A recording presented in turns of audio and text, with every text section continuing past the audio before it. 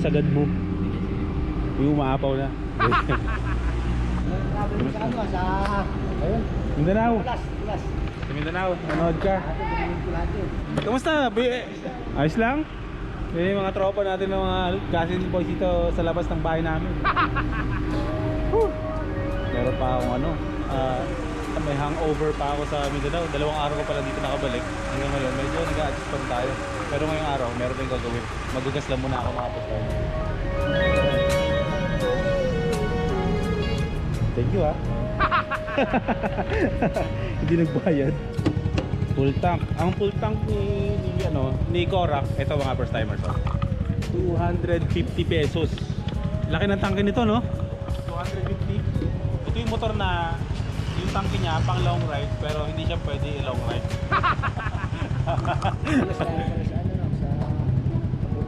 Oh, naibig kami sa Putikan eh. Laban naman eh, no? Solid yung mga first timer natin dito eh. Ingat ang buta mo ngayon. Maghanap ako ng 3 masarap na lugawan dito sa Malolos. Pagkukumparahin ko. Lugaw. Ha? St. Lugaw. St. Lugaw, isa yan sa listahan ko. Ingat. Paggamit lang ako ng CR. Pwede? Okay, ayos. Air conditioning yan, boss. Ha? Air conditioning yan. Air conditioning? Yun. Ayos. Sige. Yun narinig nyo na mga first timers. Pinag-usapan namin kanina ng mga kaibigan ko, mga gasoline boys doon na ngayong araw ay maghahanap tayo ng magandang makakain ng lugawan. So magkukumpara tayo ng 4 or 3 pwedeng pagkumparahin natin ng mga lugawan from mura to pinakamahal dito sa Malolos. Sobrang ganda ng CR dito sa Shell dito, malapit sa amin. Oo, mabango po, no? Tapos ganda pa, oh.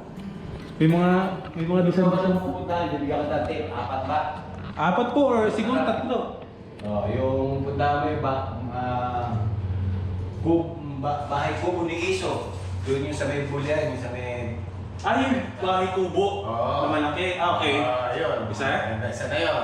Yung isa, dili sa... St. Lugaw. St. Lugaw. Ayan. Sa may bulihan na tayo. Apo. Yung pangatlo, dili sa may bago dumating ng Tabang, na hindi ko alam lang pangalan nun. Meron din doon. Yung doon sa may arko. Sa may arko. Nasa ayun. kaliwa yun. Nasa kaliwa. Pag nanggagaling tayo dito, kaliwa. Kaliwa. Yung mismo arko. Yun lang tindahan na yun. Nandun.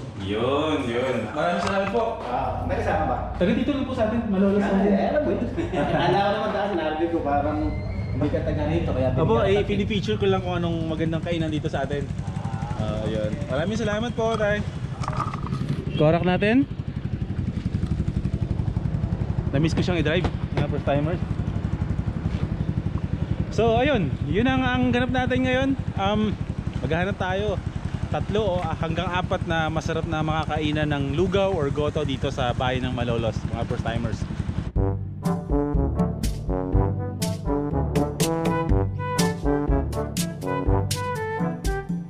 Ano to, nagtutulak tayo kay Korak.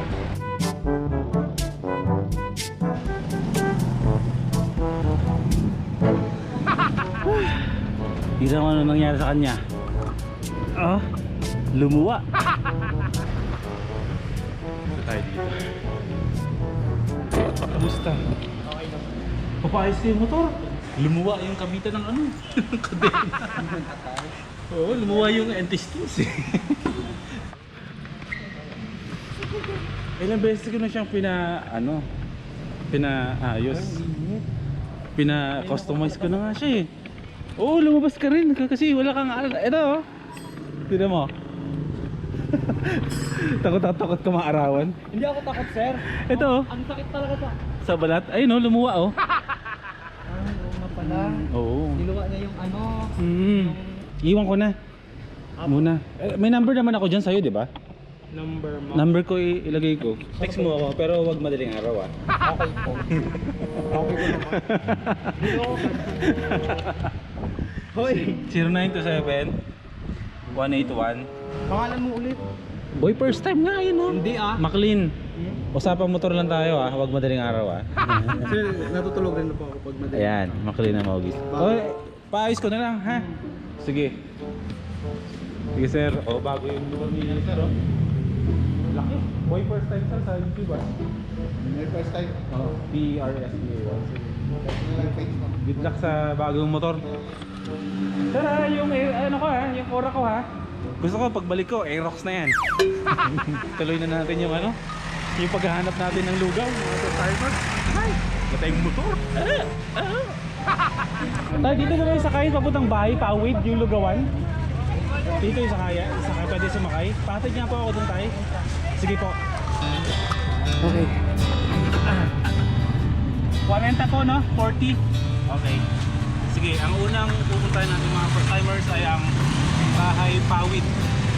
Ang Bahay Pawid ay simula nung tumira ako dito sa Bulacan 5 years ago, naririnig ko na yung Bahay Pawid na yan. Isa yan talaga sa pinakasikat na lugawan na affordable dito sa Malolos. Wala tayong motor hindi mo mag-tricycle.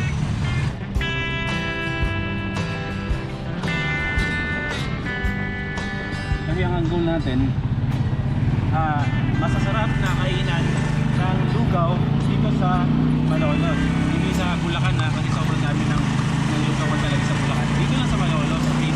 If ever man na mapunta kayo ng Malolos or taga Malolos kayo na hindi naman kayo lumalabas sa mga bahay nyo, at least pag napanood nyo to, alam nyo kung saan ang pupuntahan nyo kapag gusto nyo or mag-crave kayo or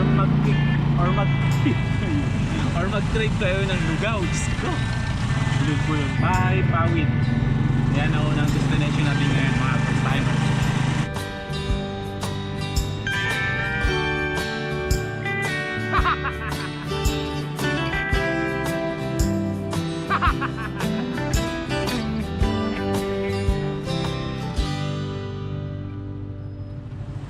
Okay po, salamat. Pagkano po? Huwag nyo na pa ako suklian. Thank you po. Okay mga first timers, nasa likod ko ang Valenzuela Bahay Pawid. Hindi ko alam kung bakit Valenzuela yan, pero nasa Malolos, Bulacan tayo. Pero kung ano man yan, kung anong dahilan kung bakit tinawag na Valenzuela Bahay Pawid yan, ay tatanungin natin yan pagdating sa loob. Pero itong lugar talaga na to, ito ang pinakamatunog dito sa Malolos, ang may pinakamasarap na sinuserve na lugaw. Ayan, pasok tayo. Dito to sa Bulihan.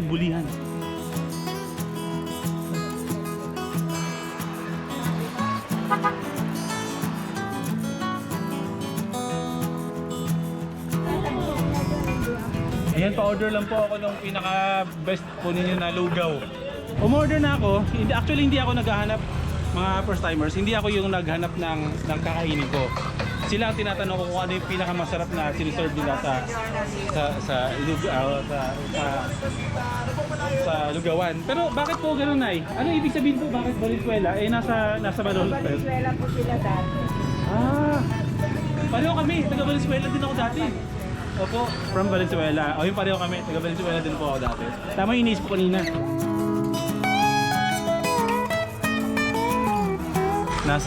Na-feature na rin sila sa Manila Bulletin. Ayan. Ang galing, no? Small world, no? Diyan ako nagsimula ng pinakaunang company ko sa 700 Club Asia. ABS. Kung saan tayo nagtatrabaho. Jensi Katoho. Nasa kabilang bakod yun. Yan.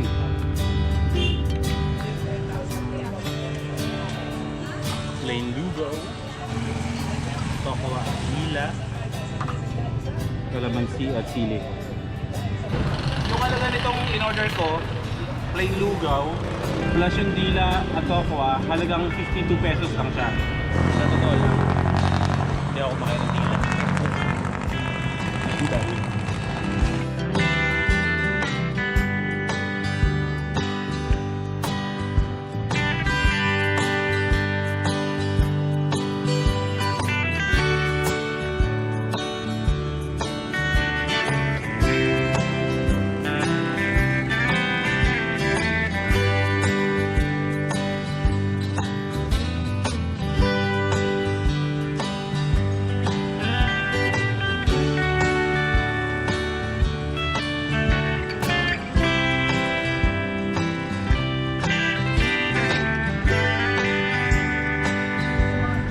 dali ng lagayan ng sukli nila. Anong tawag mo dito? Bao? Bao. Diba ang ganda? Very native, very mga Pilipino yung ano, look nung bahay pawid. Maraming salamat po. Salamat. Okay, natapos tayo sa Valenzuela bahay pawid mga first timers.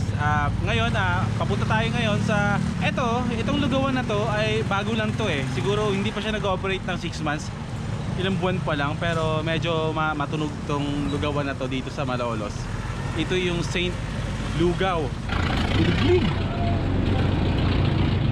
Tawag doon. Hindi naman puliglig yun. Traktora. Kuya, biyahe kayo? Pa-highway? Ayun. Magkano po doon? 25. 25? Sige.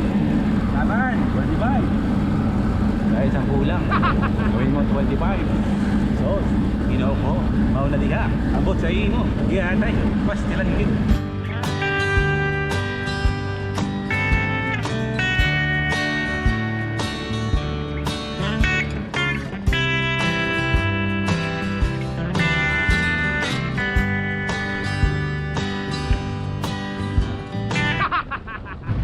Okay po, ito po. Salamat. Bawal tayong tumawid dyan eh. Kailangan nating tumawid sa tamang tawiran para maging huwaran. Minsan ang sarap din ng walang motor eh. Alam niyo ba yon? Sarap din maglakad-lakad. Hindi, sinasabi ko lang yun kasi wala akong motor. Bumabiyahe ba kayo sa highway? Magpapahatid ako doon sa St. Patrick. St. Patrick? Ano ba yun? Hindi St. Peter. St. Lugaw. Kung ano-ano na sinabi. St. Patrick, St. Peter, St. Lugaw lang. Sasakay na ako agad kasi gano'n din naman eh. Magkano po magpatid po sa St. Lugaw? Diyan lang po sa highway bago magkabanas. Ayaw mo doon lapit. Opo. 70 mo doon. 70? Oo. Ang mahal naman? Sige.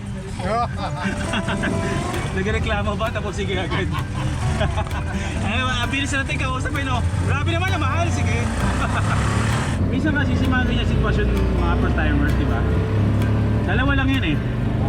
Gumastos ka at magsayang ka ng oras, or gumastos ka ng pera pero makakatipid ka sa oras. Ganun lang yan. Walang talo dyan. Parehong ano dyan. Pareho kang ano dyan. Basta. Para sa vlog talaga ha. Hindi, dapat di ka mahirap kausap.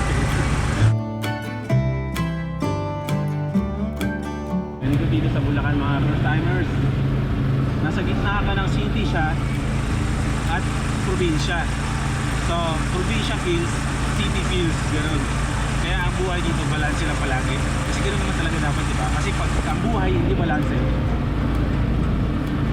hindi balance. Ayun na yung Saint Lugaw. Pero po, itawid niyo po ako sa kabila.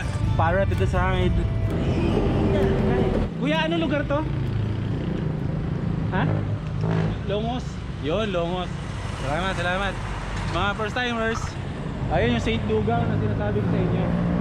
Na sinasabi nila Saint Bernard daw, Saint Peter. Tara, tawid tayo.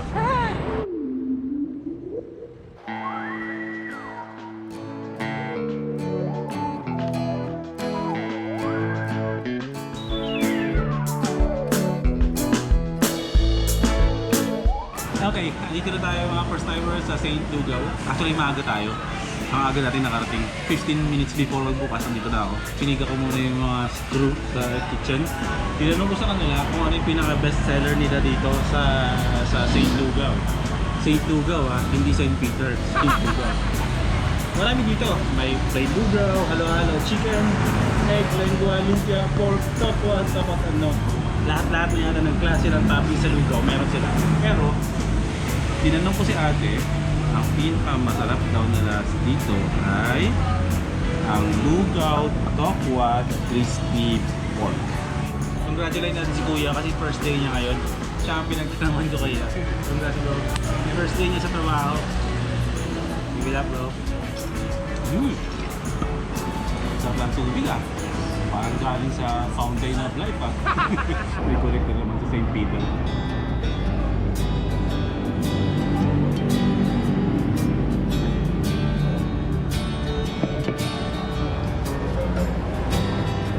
Okay mga first timers, ito na yung lugaw, tokwa, crispy pork.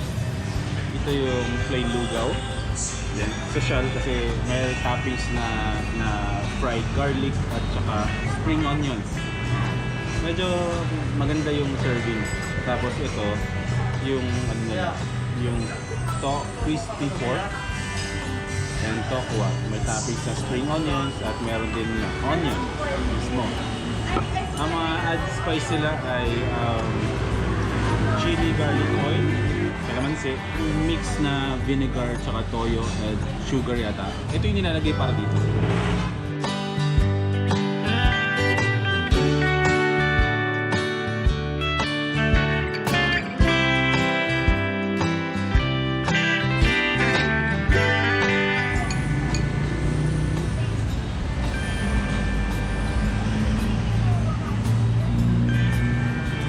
Yung lasa ng fried bawang.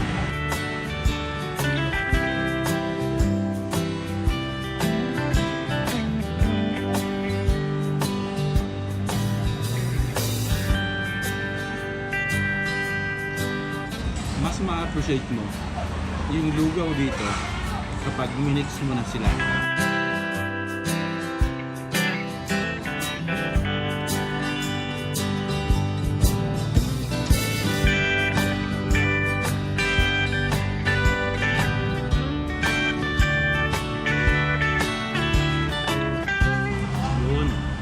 Sinasabi ko, masabog yung lasa, yung sarap kapag yung mismo mga toppings at yung lugaw pinagsama mo sa isang pork.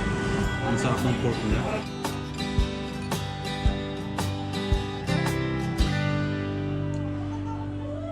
Salamat! Salamat mga sir. Okay. Nakadalawa na tayo. Busog na ako mga first timers. Pero sige, last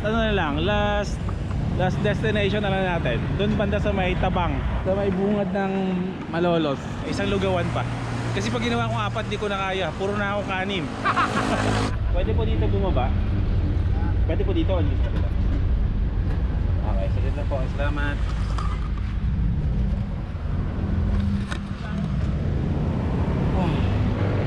First timers, nandito na tayo sa Tabang, ang bungad ng Malolos. Ayan. Nakikita nyo, Bulacan, Giginto. Nasa boundary lang. Ito ang pinakamahabang drive-thru ng Jollibee sa history ng Jollibee. Ayun. Malolos, pagpasok mo doon, paglabas mo dito, nasa Giginto ka na. Okay, down to our last location mga first timers.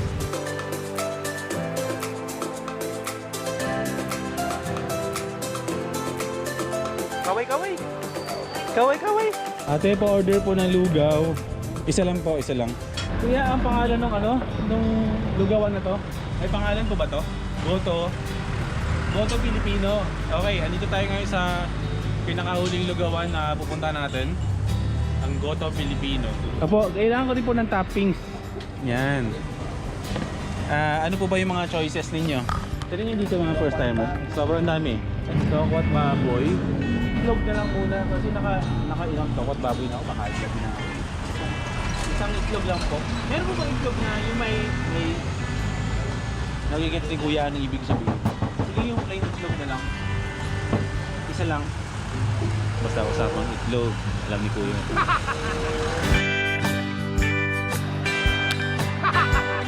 Ate, magkano po to? Itong plain lugaw niya? 12. Itlog. 12. Edi 24. Okay, sabihin natin na sa halagang 24 pesos, meron na tayong lugaw, meron pa tayong itlog dito. Sabihin natin, ito yung presyo ng pangmasa pagdating sa lugawan dito sa bayan ng Malolos. Hindi ko first time dito kumain na ako dito dati. Isa to sa mga hinihintuan ng mga nag-ride ng mga motor at mga nag-bike. Diba? Riders and bikers. Yung itlog nyo parang ayaw magpabalat. Lugaw, meron ding fried garlic.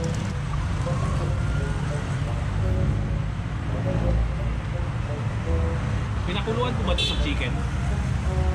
Sa buto? Buto ng baka? Okay. Kasi yung lasa ng lugaw, yung lasa ng May pagkanilaga. Taba, no? Ng baboy, no? Oo, nalasahan ko, no? Lakas na panlasa. Sa vape na lang ako walang panlasa, pero sa pagkain din. Ang lasa ng lugaw nila dito. Lasa ng lugaw na luto ng nanay mo. Lugaw na luto ng nanay ko. Lutong bahay na lugaw.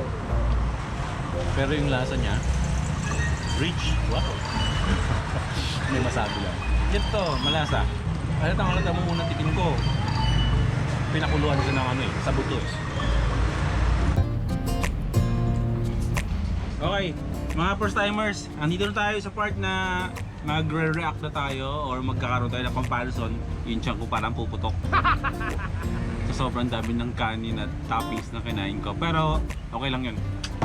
Okay, sisimulan natin sa Bahay Pawid. Hindi ako magiging bias, pero sasabihin ko kung sino yung mas lamang. Yung tatlong kinain ko, lahat yan masasarap. Hindi ko mauubos yung mga lugaw na yan kung hindi yan masarap. Yung tatlong pinuntahan natin ngayon is sila talaga yung mga namamayagpag dito sa Malolos. So okay, magsimula tayo dun sa Valenzuela Bahay Pawid. 1 to 10. 10 is the highest. 7.5. Bakit? Masarap sila, pero naintriga ako sa lasa nung lugaw itself na wala pang toppings. Hindi ko alam kung style ba nila yung may lasang usok or smoked. Kasi feeling ko hindi yan eh. Talagang flavor siya ng ganun. Dahil first time kong kumain doon, yun yung una ko napansin. Hindi ko sinasabing hindi masarap pa. Kakaiba lang siya. Masarap siya, pero kakaiba siya. Kasi ngayon lang ako nakatikim ng ganung klaseng timpla. Dila at tokwa, masarap. Okay, punta tayo doon sa pangalawa, yung Saint Lugaw. Ayan, ang lugaw nila ay nag-range ng 60 pesos. Ito yung pinakamahal. Ito yung Tokwa Lugaw crispy pork na tinatawag. From 1 to 10, 9. Close to 10. Kasi masarap siya. Masarap siya. Basta, hindi ko ma-explain pero winner sa akin. Pagdating dun sa serving, sa plating, maayos ang pagsiserve. Hindi naman sa nag-iinarte ako, pero kasi pagdating sa pagkain, dapat masaya lang tayo. Pag sinaservan ako ng pagkain na yung mga laman ng pagkain eh nanlilimahay sa gilid-gilid, na turn up agad ako sa Saint Bernard, Saint Peter, sa Saint Lugaw. Ba't kasi Saint Lugaw? Pwede namang ay, hindi, anyways, huwag tayo makialam sa desisyon ng iba.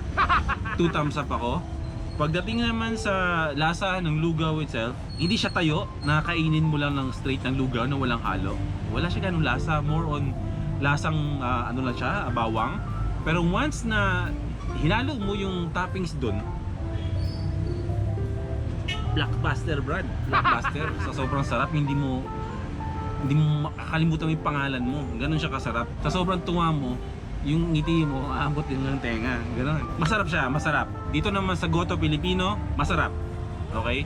Simple, affordable, pero masarap. Pero hindi siya ganun kasosyal tulad ng iba. Kumbaga, okay siya, pero hindi siya ganun kabongga. Kasi, naiintindihan ko, kasi pangmasa, plain lugaw na pinakuluan sa buto ng baboy. Sarap, diba? Okay? Comment down below mga first timers. Sana nag-enjoy kayo, kasi ako nag-enjoy ako. Hindi lang ako nag-enjoy. Nabusog ako ng sobra. Lord, kaya lumalaki na talaga yung tiyan ko. Pero okay lang yan, kasi may kasabihan mga first timers na pag chubby ka, sign daw yan ng wealth. Na hindi ka nagugutom.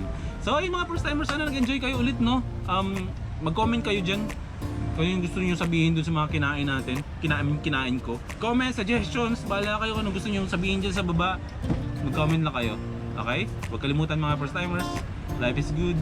At huwag nyo rin kakalimutan na mag-like, mag-comment, and subscribe kung hindi pa kayo nakapag-subscribe dito sa channel natin. Okay?